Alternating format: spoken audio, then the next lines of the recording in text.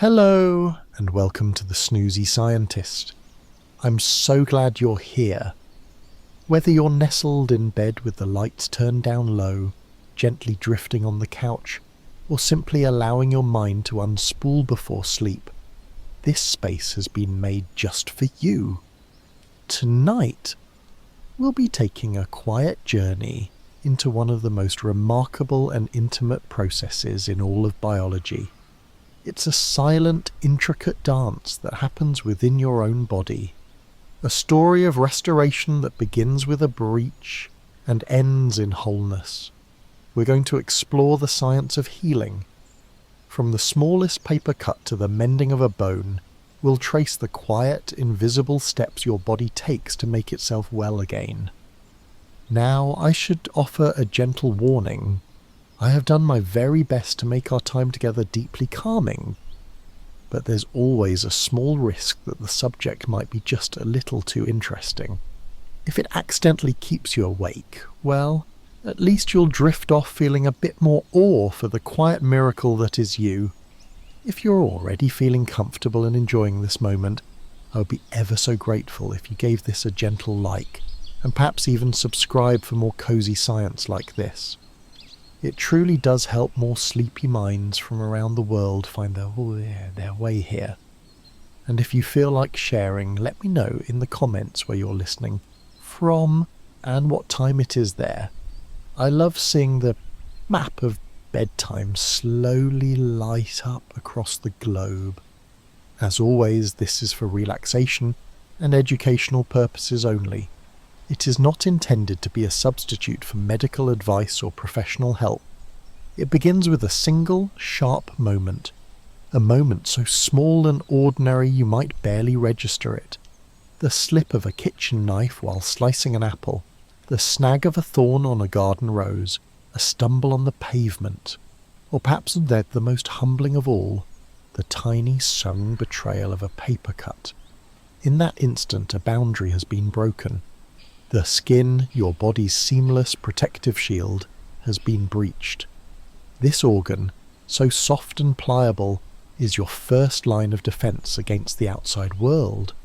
It's a living barrier, waterproof, temperature regulating, and exquisitely sensitive. It keeps the world out, and it keeps you in. When that barrier is compromised, a silent, perfectly orchestrated alarm sounds throughout your system. You may not hear it, but trillions of your cells do, and they know exactly what to do. The very first response happening in mere seconds is all about control. It's called hemostasis, a word that simply means to stop bleeding. Before any rebuilding can begin, the breach must be sealed. Imagine a city wall has been broken. Before the masons can arrive to lay new stone, the guards must first secure the gate to prevent chaos. Your body does something very similar. The moment a blood vessel is cut, the smooth muscle in its wall contracts. This is called vasoconstriction. It's an automatic reflex action, a tightening that narrows the vessel to reduce the flow of blood to the injured area. It's the body's first instinctual attempt to slow the leak, to minimize the loss. It's a simple mechanical clenching, the biological equivalent of applying immediate pressure to a wound. At the same time, the injury has exposed something that is normally hidden deep within the vessel walls, a protein called collagen. Collagen is one of the most abundant proteins in your body. It's the strong, flexible fibre that gives structure to your skin, bones, and connective tissues. Think of it as the strong, reliable rebar hidden within concrete. Under normal circumstances, your blood flows past it, completely unaware of its presence. But when a vessel is torn, this hidden collagen is suddenly revealed to the bloodstream.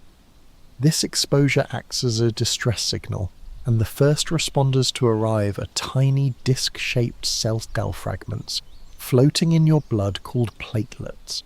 You have hundreds of thousands of them circulating at all times, dormant and smooth, like pebbles polished by a river, just waiting for a call to action. When they encounter the exposed collagen at the site of a wound, they instantly transform. They become spiky and sticky, reaching out to adhere to the broken vessel wall and to each other. This is called platelet activation. As they stick, they release chemical signals calling for reinforcements. More and more platelets arrive at the scene, piling on top of one another. They form a soft, temporary plug at the site of the injury. It's a rapid, self-assembling barricade, but it's not yet strong enough to hold for long. It's the first draft of the seal, not the final version. To truly secure the breach, a much stronger material is needed. And so begins one of the most elegant chemical sequences in all of biology, the coagulation cascade. It sounds complex, but you can think of it as a chain of tiny molecular dominoes. A protein called fibrinogen, which is always dissolved and waiting in your blood plasma, is called into action. Through a series of enzyme-triggered steps, fibrinogen is converted into its active form, long, sticky threads of fibrin. These fibrin threads are like biological ropes.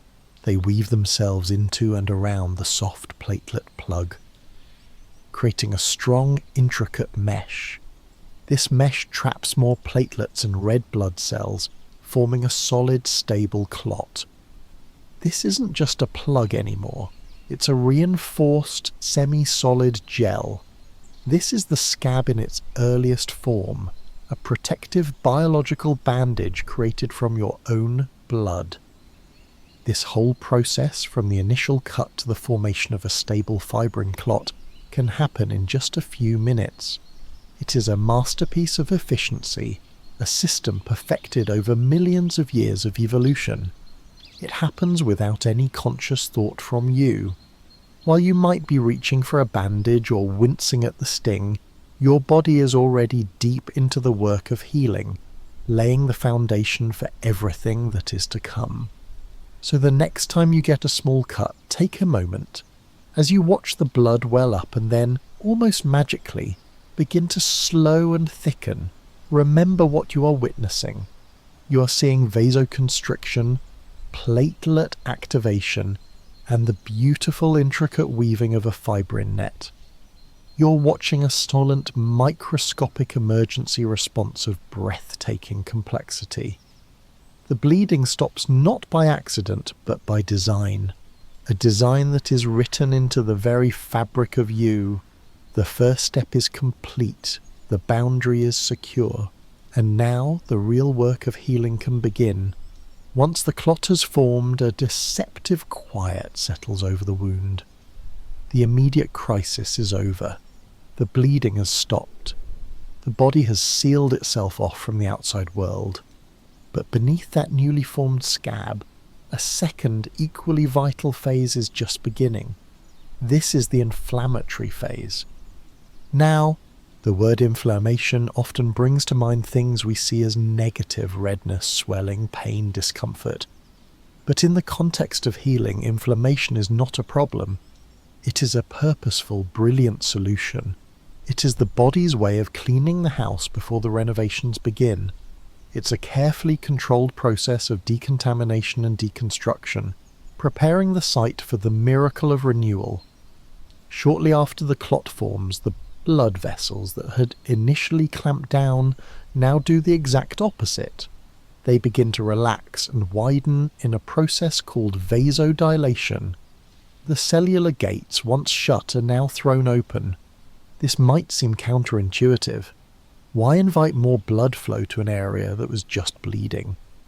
Because this new increased blood flow carries the next wave of essential workers, the cells of your immune system. The first to arrive on the scene are a type of white blood cell called neutrophils. Think of them as the swift, highly specialized first responders of your immune system. Within hours of the injury, they begin to pour into the wound site. Attracted by the chemical signals released by the platelets and damaged cells, they squeeze through the now permeable walls of the blood vessels and get to work. Their primary job is to sterilize the area. The moment your skin was broken, it wasn't just blood that was let out. Bacteria and other microbes were let in. Neutrophils are voracious eaters. They patrol the wound, engulfing and digesting any foreign invaders in a process called phagocytosis. They are also tasked with cleaning up the initial debris, the damaged cells and spent platelets from the first phase of healing. They are tireless, but their lifespan is short. They work intensely for a day or two and then die off, having fulfilled their crucial protective role. A couple of days later, a second, more powerful type of white blood cell arrives. These are the macrophages. If neutrophils are the frontline soldiers, macrophages are the master strategists and heavy-duty cleanup crew. The word macrophage literally means big eater, and they live up to their name. They are larger and longer lasting than neutrophils, and they continue the essential work of clearing the wound of debris, bacteria, and the remains of the neutrophils that came before them. The site must be pristine before new construction can begin. But the macrophages do more than just clean. This is where their role becomes truly elegant. They are also the conductors of the healing orchestra. As they work, they release a host of powerful chemical messengers called growth factors. These are the molecular signals that will kickstart the next phase of healing. They send out messages that say, "The site is clean, it's time to rebuild, we need new blood vessels, we need scaffolding, we need new skin cells." They are the project managers giving the green light for the rebuilding to commence. This entire inflammatory process is what creates the familiar signs you associate with a healing wound. The increased blood flow carrying all these cells and proteins to the area is what makes the skin around a cut appear red and feel warm to the touch. The blood vessels have become intentionally leaky to let the healing cells out, and this leakage of fluid into the surrounding tissue causes swelling, also known as edema. And the pain or tenderness you feel, that too serves a purpose. It's caused partly by the pressure of the swelling on delicate nerve endings, and partly by chemicals released during the inflammatory response. This sensitivity is the body's gentle but firm way of reminding you to protect the injured area. It says, "Be still here, be careful, I am busy with important work." It's not a flaw in the system, it's a feature, a protective whisper that encourages you to give the healing process the space and stillness it needs.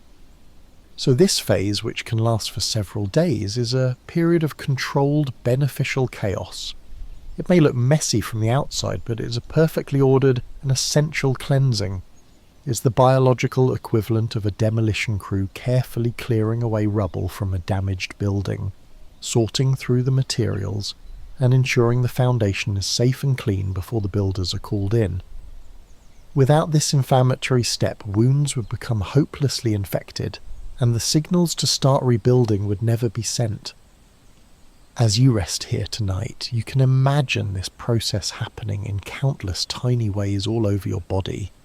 Every small bump, every microscopic tear is met with this same vigilant response. Your immune system is in a constant state of quiet readiness, a silent guardian that keeps your internal world clean, safe, and ready for renewal. It is a testament to the body's profound intelligence, its ability to break down in order to build back up stronger than before. The mess is being cleared, the ground is being prepared, and soon the first seeds of new tissue will begin to grow. The wound is now clean, the initial debris has been cleared, the invaders have been vanquished, and the macrophage project managers have sent out their chemical memos, signalling that it is time to rebuild. The ground, once chaotic, is now quiet and prepared, and so begins the most constructive and perhaps the most beautiful stage of healing, the proliferative phase. To proliferate means to grow, to create, to multiply rapidly, and that is exactly what happens now. Over the next several days to weeks, your body will begin the intricate work of filling the void left by the injury. It is a phase of profound creation, where new tissue is spun from seemingly nothing, closing the gap and restoring what was broken. The star players of this phase are remarkable cells called fibroblasts. If the macrophages were the cleanup crew, the fibroblasts are the master builders, the weavers of new flesh. Drawn to the wound site by the growth factors released in the previous stage, they migrate into the area and begin their tireless work. Their primary task is to produce collagen. This isn't the mature, highly organised collagen that was there before the injury. This is a quicker, more flexible type of collagen that can be laid down rapidly. The fibroblasts secrete these fine collagen fibres into the empty space of the wound, spinning a delicate, crisscrossing network. This network acts as the scaffold, a new framework upon which the rest of the healing can be built.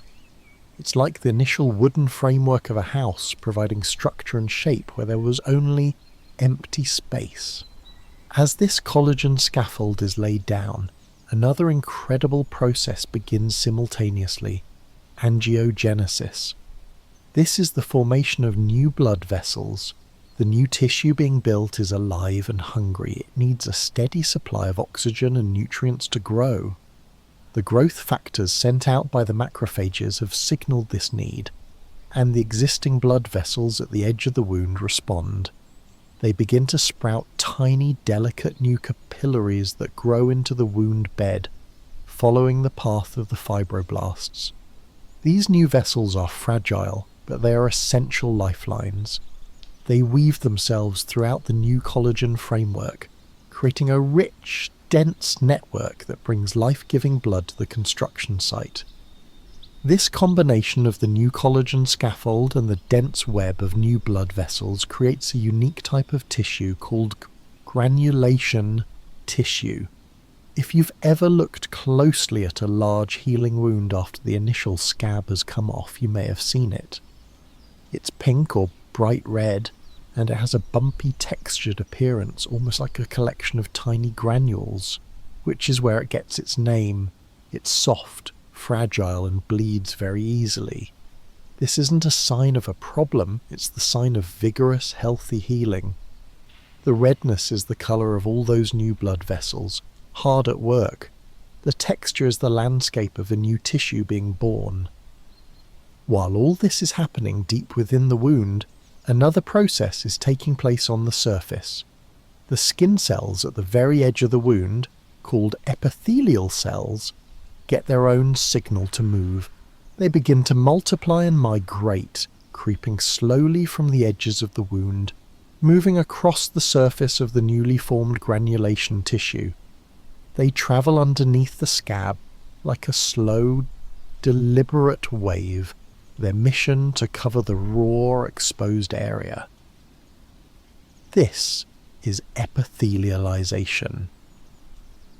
The cells continue this journey until they meet in the middle, creating a new, thin layer of skin that seals the wound from the outside world. The scab, its protective job now done, will eventually lift away to reveal this delicate new surface beneath. At the same time, the wound itself begins to shrink. Certain fibroblasts transform into a specialized cell type called myofibroblasts. These cells have characteristics of both fibroblasts and smooth muscle cells. They embed themselves in the wound, grip the edges of the new tissue, and contract. They act like a tiny biological drawstring, pulling the margins of the wound closer together. This process of wound contraction can dramatically reduce the size of the wound, minimizing the amount of tissue that needs to be rebuilt. It's another example of the body's incredible efficiency, its innate drive to heal as quickly and effectively as possible. This entire proliferative phase is a symphony of creation. It's a period of intense cellular activity, of building, weaving, and growing. Fibroblasts spin collagen, new blood vessels sprout and shred, the skin surface closes over, and the wound itself pulls inward, trying to mend the gap. As you lie here, resting, your body is in a constant quiet state of proliferation. Not just in wounds, but in the normal turnover of cells. The lining of your stomach, the surface of your skin, the cells in your hair follicles, all are in a state of continuous, gentle renewal. Your body is always building, always replacing, always maintaining the beautiful, complex structure that is you. Think of a forest floor after a fire. At first it is barren and black, but soon the first green shoots appear. Tiny sprouts, then ferns, then saplings, all reaching for the light. Life proliferates, filling the empty space with new growth. The healing of a wound is much the same. It is the body's own springtime, a burst of creation that proves that even after a breach, life finds a way not just to continue, but to rebuild itself anew. The structure is now in place and the gap is closed, but the work is not quite finished. The newly built house is still fragile and needs to be strengthened and refined. The wound is now closed. The gap has been filled with new granulation tissue, and a delicate layer of new skin has sealed the surface. The house, as it were, has been built. The structure is complete, but the work is not over. What follows now is the longest and most patient phase of all, maturation and remodeling. This final stint is not one of frantic activity or rapid growth. It is a slow, deliberate process of refinement.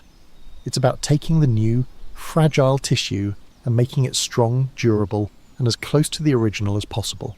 This phase can last for many months, sometimes even for years, as the body meticulously reworks and reorganizes the repaired area.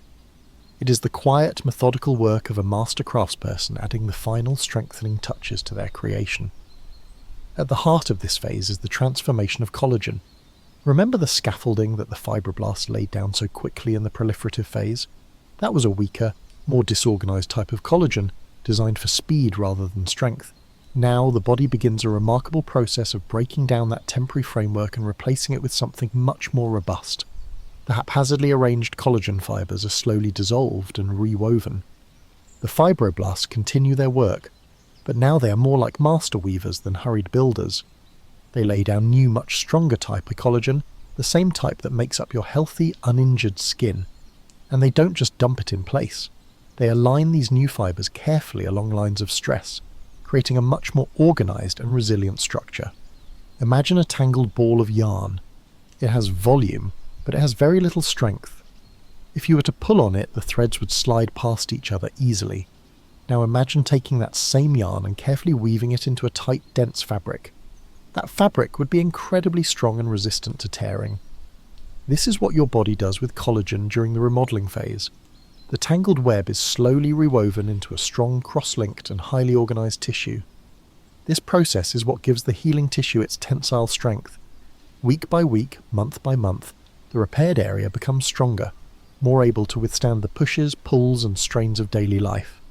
This slow internal transformation is what creates what we know as a scar. A scar is not a sign of failure. It is the hallmark of successful healing. It is the visible evidence of this entire incredible journey, from the first moment of injury to the final phase of remodeling. The appearance of the scar changes dramatically over time, reflecting the processes happening beneath the surface. Initially, during the late proliferative phase, a new scar is often red or pink and can be slightly raised. This is because it is still packed with the new blood vessels and active fibroblast cells that were needed for the rebuilding. But as the remodeling phase progresses, many of those temporary blood vessels are no longer required. The flurry of construction is over, so the supply lines can be scaled back. The vessels slowly regress, and the number of active cells in the area decreases. As this happens, the scar begins to lose its redness, gradually fading to become paler, often lighter than the surrounding skin. It also tends to become flatter, softer and less noticeable. This slow fading is the outward sign of the deep internal reorganization of collagen. It's important to know that a scar will never be exactly the same as the original tissue. It is a patch, a brilliant and an effective one, but a patch nonetheless. Scar tissue typically lacks some of the fine-tuned structures of normal skin. It doesn't grow hair follicles and it doesn't contain sweat glands. It also has less elastin, the protein that gives skin its stretchiness, which is why scars can sometimes feel tighter or less flexible than the skin around them. And even after all this meticulous work, after months or years of remodeling, the healed tissue will only ever regain about 80% of the original strength of the skin it replaced.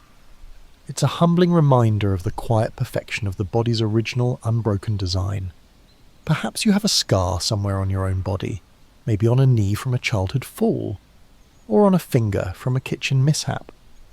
If you feel comfortable, you might gently trace its outline. Think of it not as an imperfection, but as a map of your own resilience. That pale line is a testament to the hemostasis that stopped the bleeding, the inflammation that cleaned the wound, the proliferation that rebuilt the tissue, and the long, patient remodeling that gave it strength. It is a badge of healing, a physical story written on your skin, whispering of a time your body knew exactly how to mend itself. So we have followed the entire journey, from the sharp moment of a cut to the soft fading of a scar.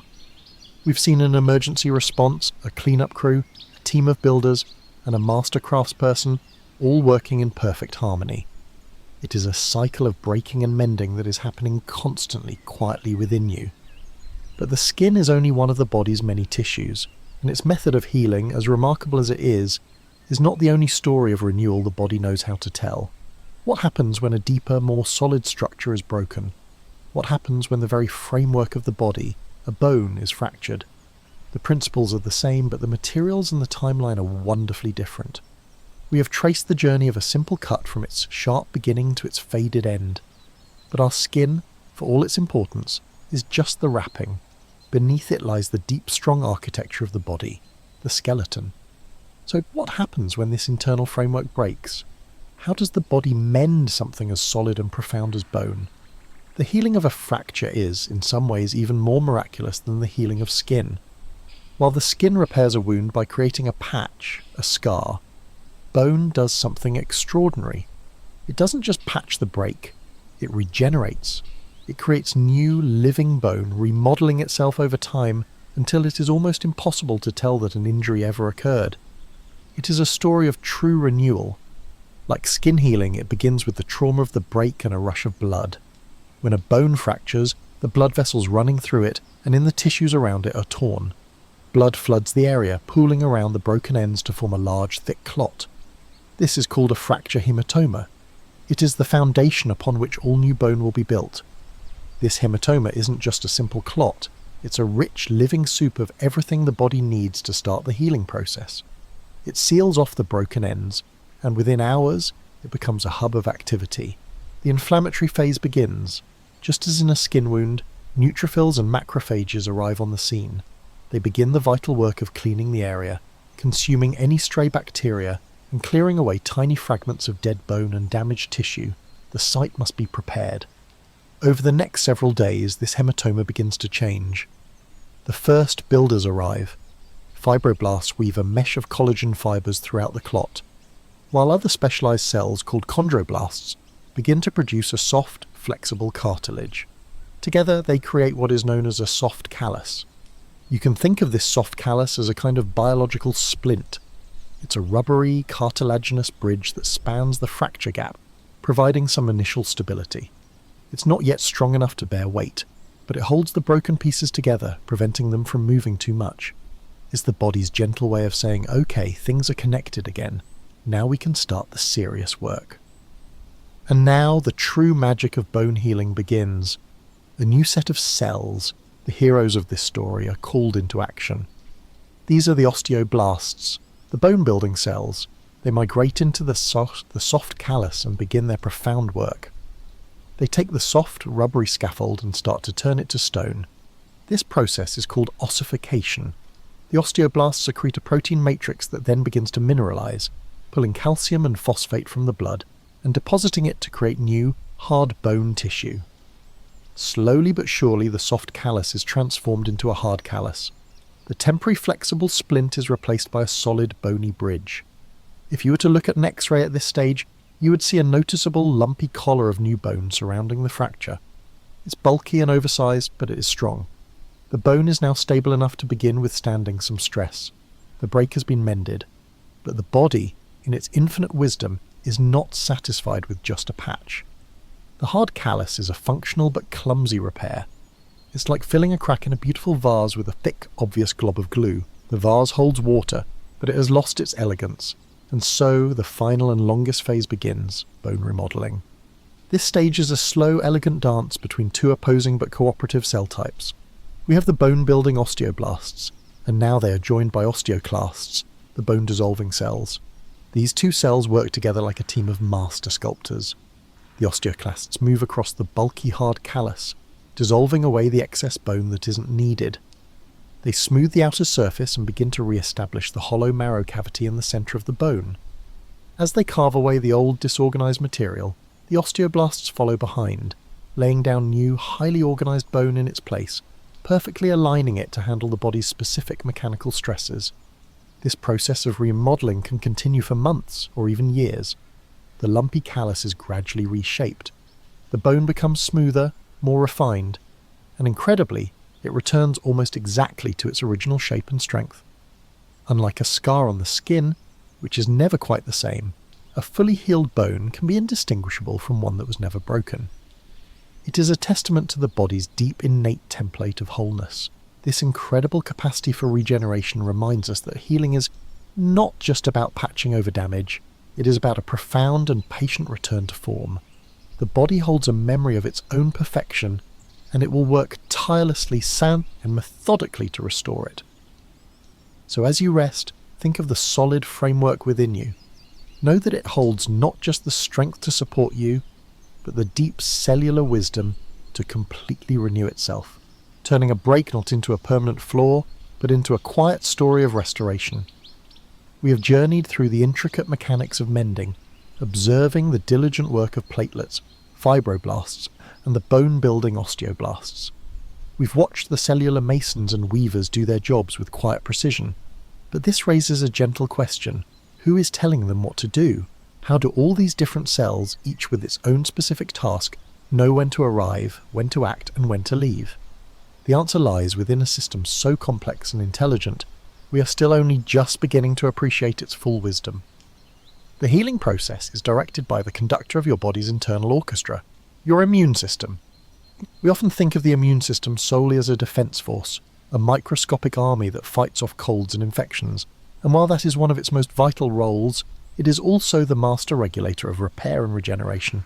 It doesn't just protect you from invaders, it actively works to restore you to wholeness. It is the central command that oversees the entire healing process, sending the signals, directing the traffic, and ensuring every step happens in its proper sequence. We've already met some of its key players, like the neutrophil lymphocytes and the magnificent macrophages. But the orchestra is vast, filled with many musicians. Even before an injury occurs, sentinel cells are waiting patiently in your tissues. Among them are mast cells. You can picture them as the silent watchmen on the city walls. The moment a breach occurs, they are among the first to sound the alarm. They instantly release a flood of chemicals, most famously histamine, which helps to kick off that initial vasodilation, opening the blood vessels to allow the first responders to rush in.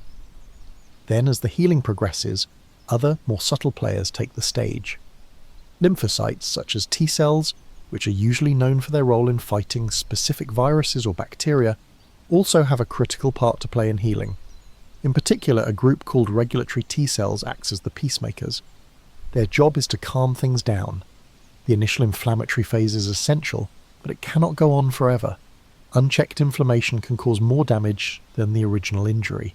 So as the wound is cleaned and the danger passes, these regulatory T cells arrive and send out signals that say, "It's all right, the emergency is over, let's quiet the alarm and focus on rebuilding."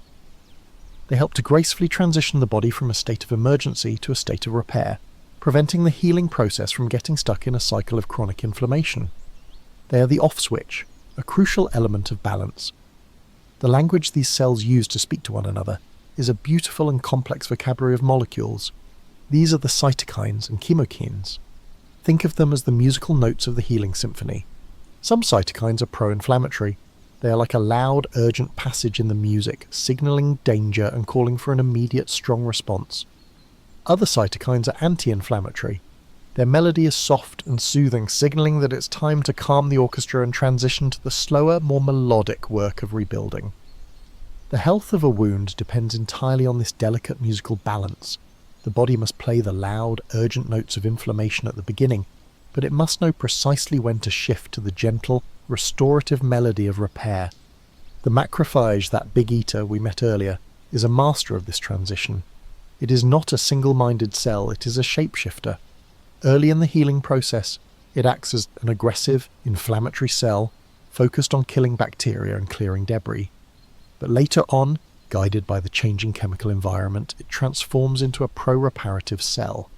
It stops shouting alarm signals and starts releasing the growth factors that encourage new tissue and blood vessels to form. It changes its tune, and in doing so, it changes the entire direction of the healing process. This is also why your overall state of being can influence how you heal. Factors like nutrition, stress, and sleep can all affect the immune system's ability to conduct its orchestra. When the body is well rested and well nourished, the musicians are all in tune, and the conductor is clear-headed. The symphony of healing proceeds beautifully. But when the system is stressed or depleted, the signals can become muddled, and the healing process can be delayed or impaired.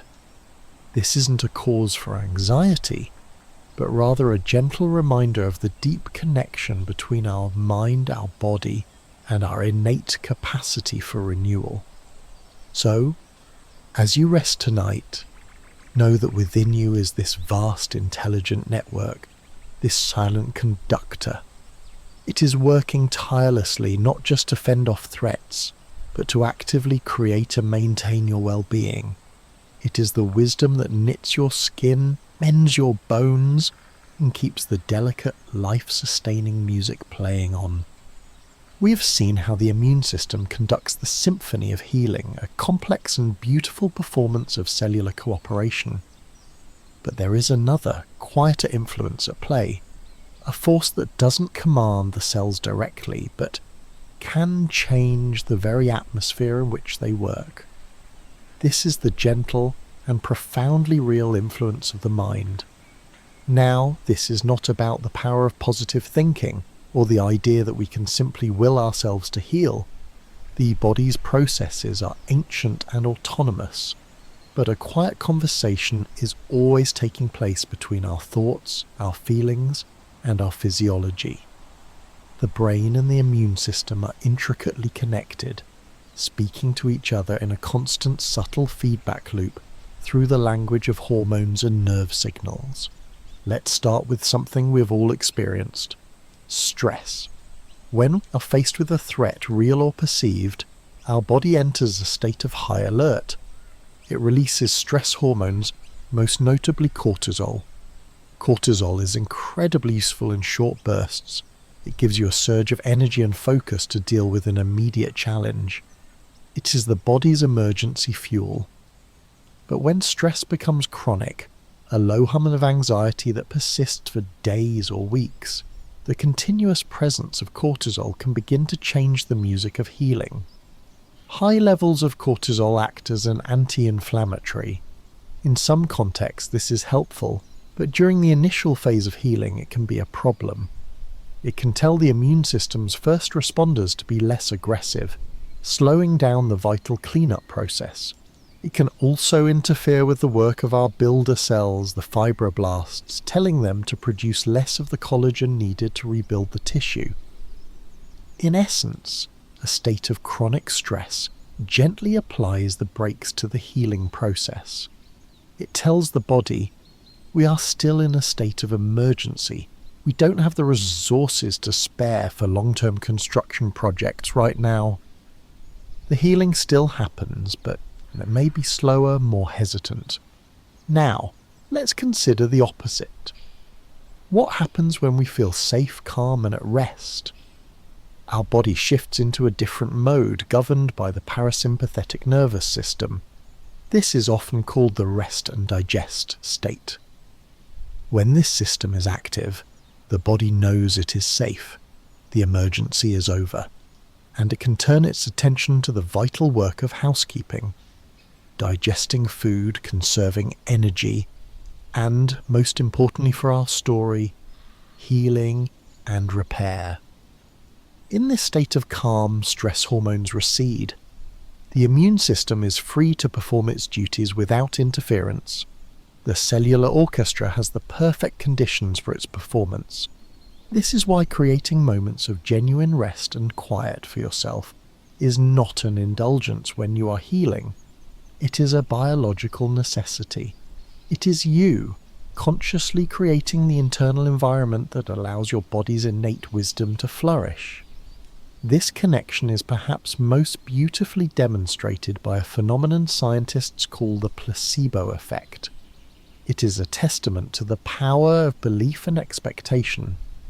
When a person genuinely believes a treatment will help them, their body can begin to produce real, measurable physiological changes, even if the treatment itself is inert. This is not magic, it is brain chemistry. The expectation of relief can cause the brain to release its own natural pain-relieving chemicals called endorphins. It can also boost levels of neurotransmitters like dopamine, which are associated with reward and well-being. This cascade of natural chemicals can reduce the sensation of pain and create a sense of calm, which, as we've seen, provides a much better backdrop for the immune system to do its work. The placebo effect doesn't knit the tissue itself, but it can profoundly change the experience of healing and support the body's efforts. It reveals that your mind holds its own pharmacy, ready to dispense comfort when it believes comfort is on the way. And perhaps the most direct and powerful way we support healing is through sleep.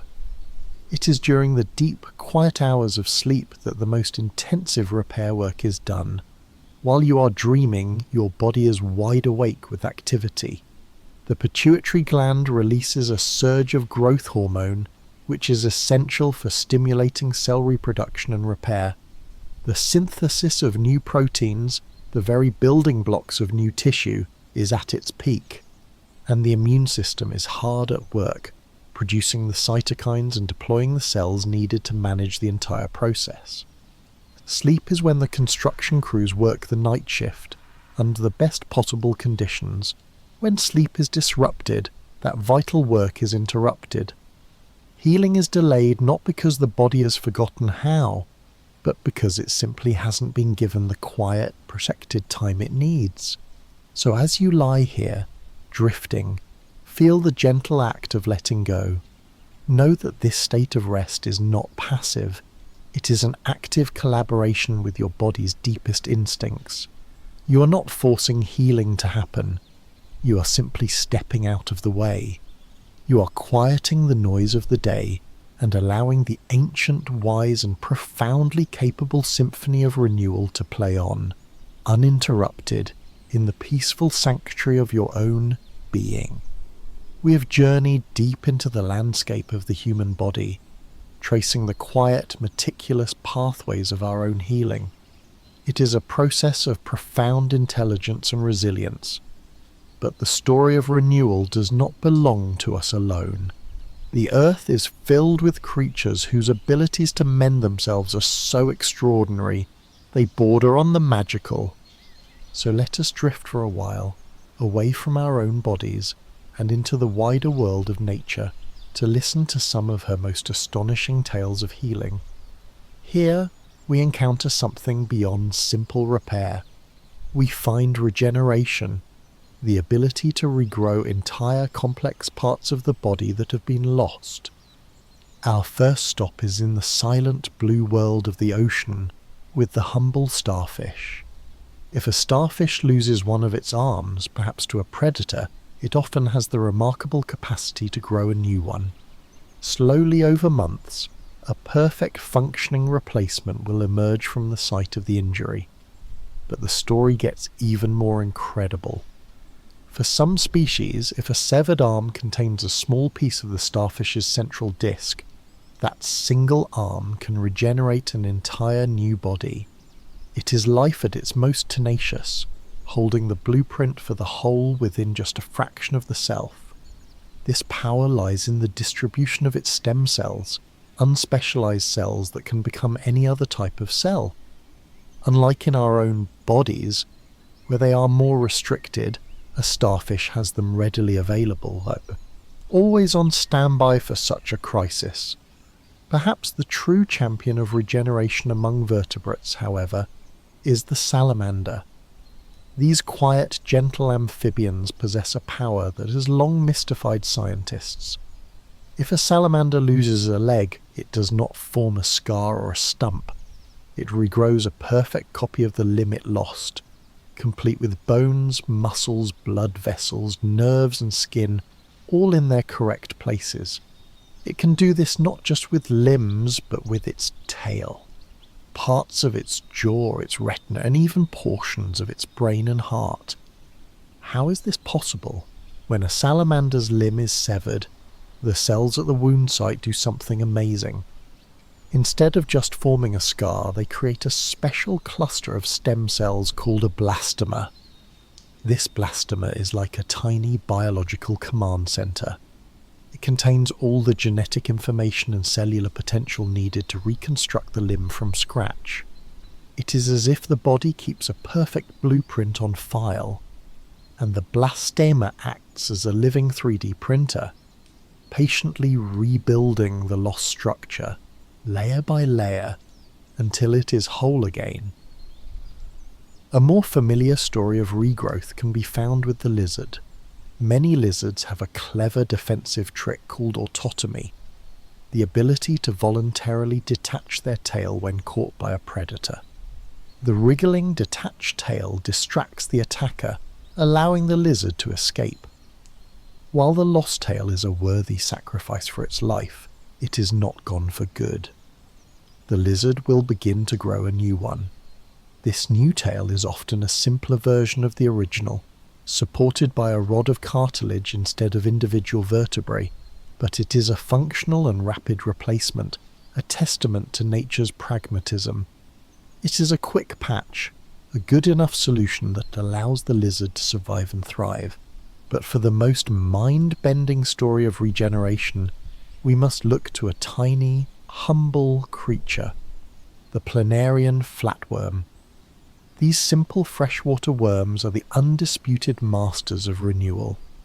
If you were to cut a planarian into several pieces, something almost unbelievable happens. Each piece, even a tiny fragment, will regenerate into a brand new complete worm. A piece from the tail will grow a new head. A piece from the head will grow a new tail. Each segment contains a population of powerful stem cells called neoblasts that hold the instructions for the entire organism, ready to rebuild at a moment's notice.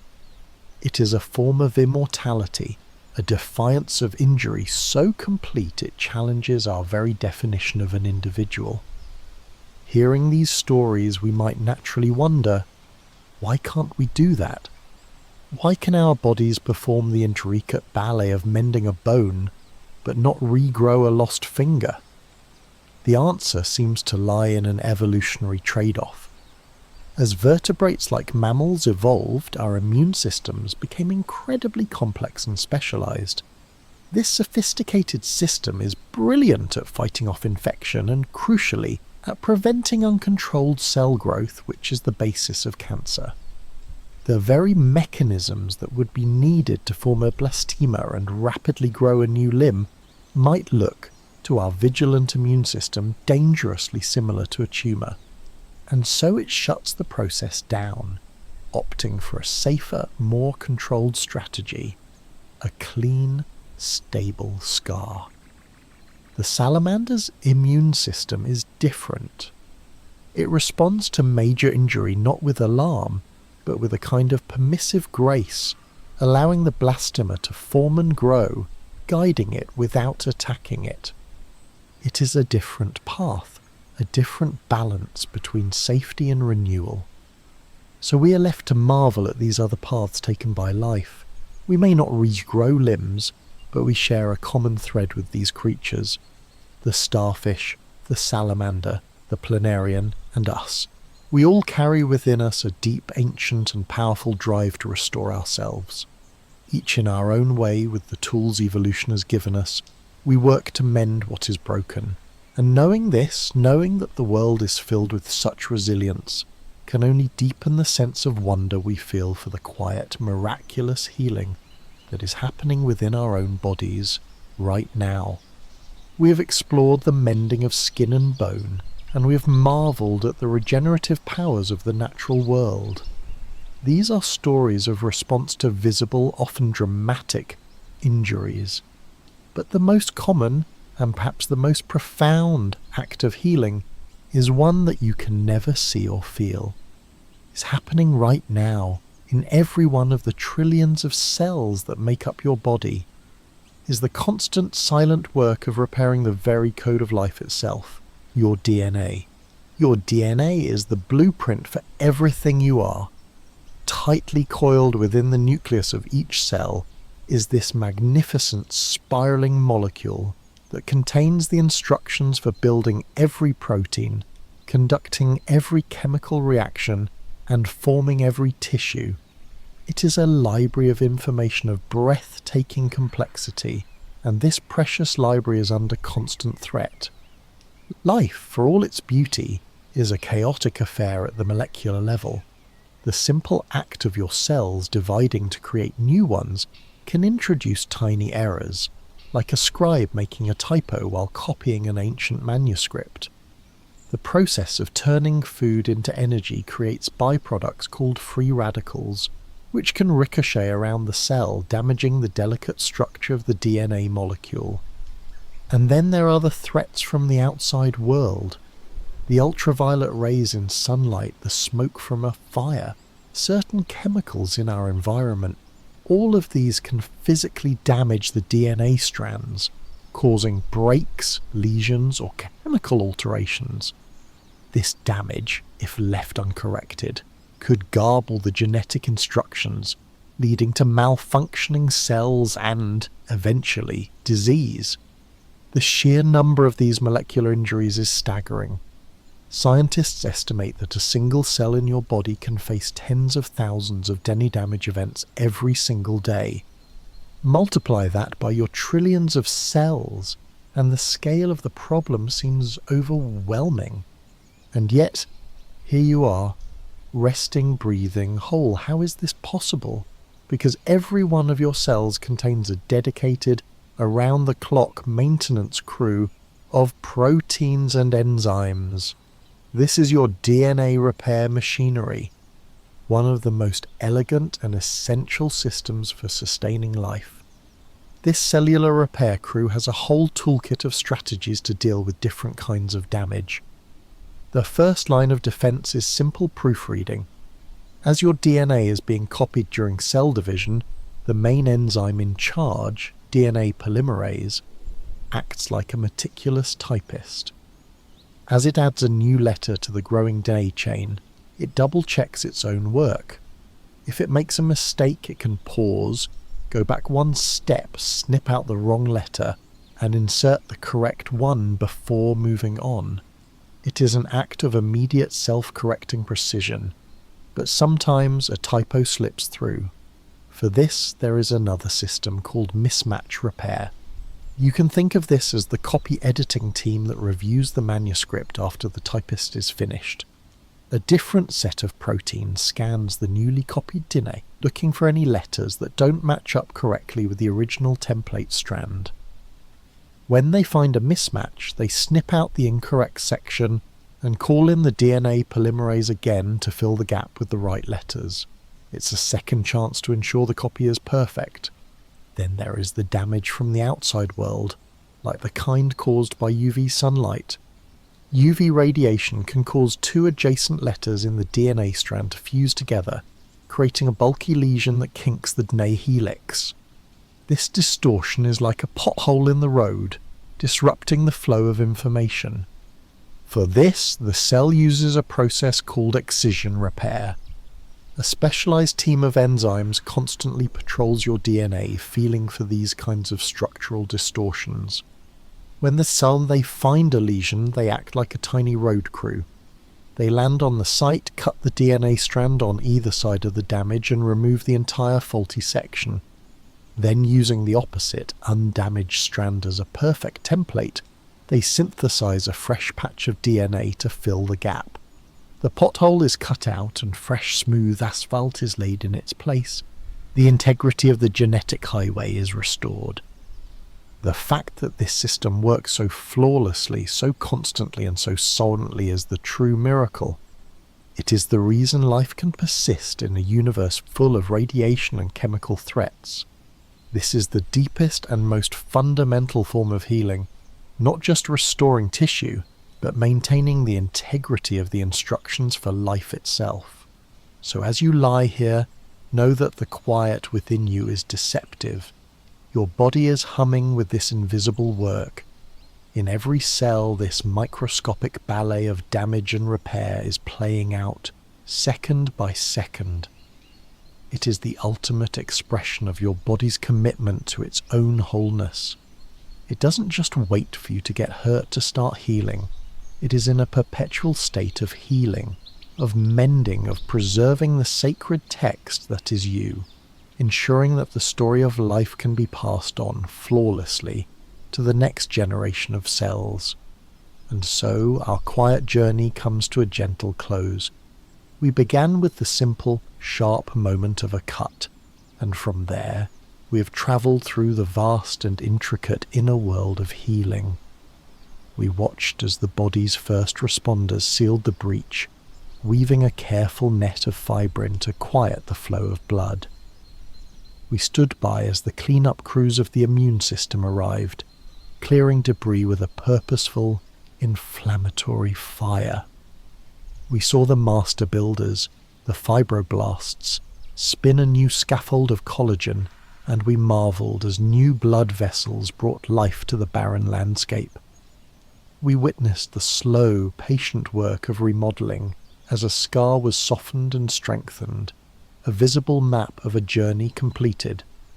We went deeper to the very framework of the body, and saw how a broken bone does not just patch itself, but regenerates, returning to its original, perfect form. We paused to listen to the whispers between mind and body, and to the stories of renewal from the wider natural world, finding a shared thread of resilience that connects us to all of life. And finally, we journeyed into the invisible, to the constant microscopic mending of our DNA, the most fundamental healing of all. Through all of these stories, a single, profound truth emerges. Healing is not an occasional event. It is the constant, unbroken promise of the body. It is the default state of life itself. Your body is not a fragile machine that is prone to breaking, but a living, breathing, self-correcting ecosystem that is always, in countless ways, tending to its own wholeness. This capacity for renewal is your birthright. It is written into your every cell. The same intelligence that guides a migrating bird or tells a seed when to sprout is the intelligence that knits your skin, mends your bones, and proofreads your genetic code. It works silently, without need for praise or conscious direction. It simply asks for the conditions of rest and safety to do its best work. So as you lie here now, at the edge of sleep, take a moment to feel a sense of quiet gratitude for the body you inhabit. This vessel that carries you through the world is also a place of profound wisdom and grace. It holds the memory of every healed wound, every mended bone, every microscopic repair that has kept you safe and whole day after day. You are a living testament to the resilience of life. You are, in your very essence, a story of healing. If you have enjoyed our journey together tonight, I would be so grateful if you gave this a gentle like and perhaps even subscribe for more quiet explorations like this one. It truly does help more sleepy minds find their way to this little corner of calm. But for now, there is nothing left to do, nothing to solve, nothing to hold on to. There is only rest. May your breathing be slow and easy.